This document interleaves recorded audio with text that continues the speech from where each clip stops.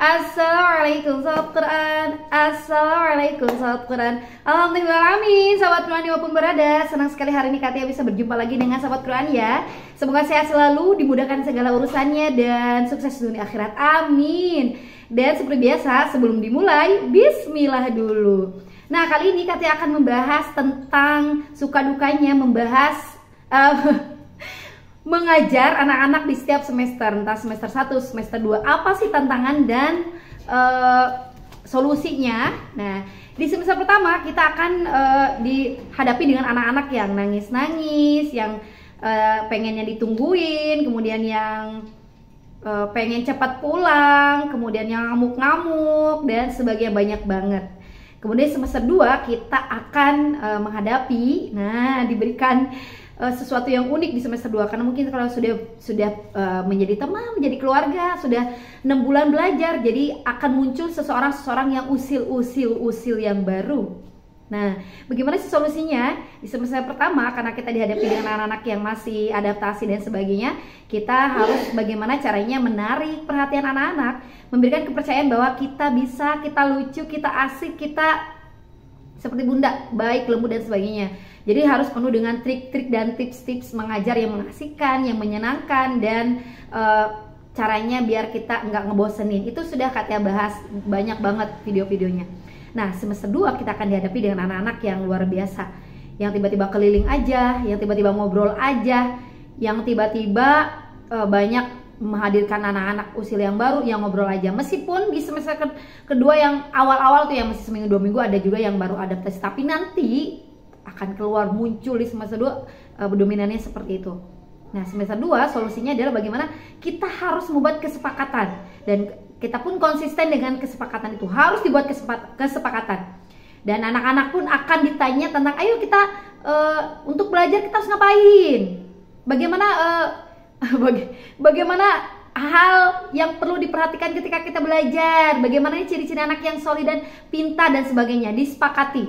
Kemudian nanti resikonya apa, hukumannya apa, dan sebagainya, gitu ya. Harus disepakati di awal. Kemudian gurunya juga sudah mulai banyak ketegasan di sini, tegas, disegani, gitu ya. Jadi sudah mulai hal-hal yang baru dari anak-anak, dan ada hal-hal yang baru di gurunya tersebut. Ya, ini kesepakatan, guru yang mulai tegas, udah mulai disegani juga. Dan yang ketiga, kita harus mengkotakkan ini anak yang usil, anak yang begini, kita harus mengotakkan, gitu ya, agar tidak tercampur. Jadi nanti tidak menghadirkan juga benih-benih yang usil yang tiba-tiba jadi cengeng gara-gara di semester 2 jadi cengeng karena sering banget diusilin dan sebagainya. Kita benar-benar harus mengotakkan caranya agar mudah juga untuk bisa mengajarnya, menterapinya. Solusinya juga agar lebih mudah, gak terpecah bingung jadinya ya.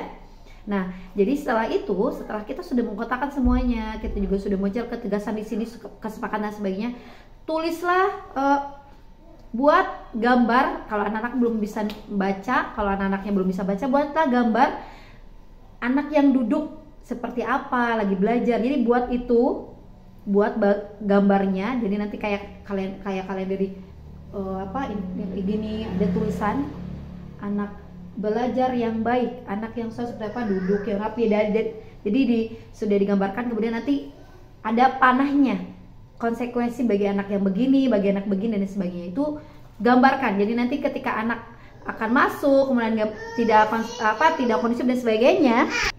Nah, dengan kondisi seperti itu kita bisa memetakan solusi-solusi yang diberikan ketika anak yang seperti ini. Gitu ya, sahabat Quran dimanapun berada.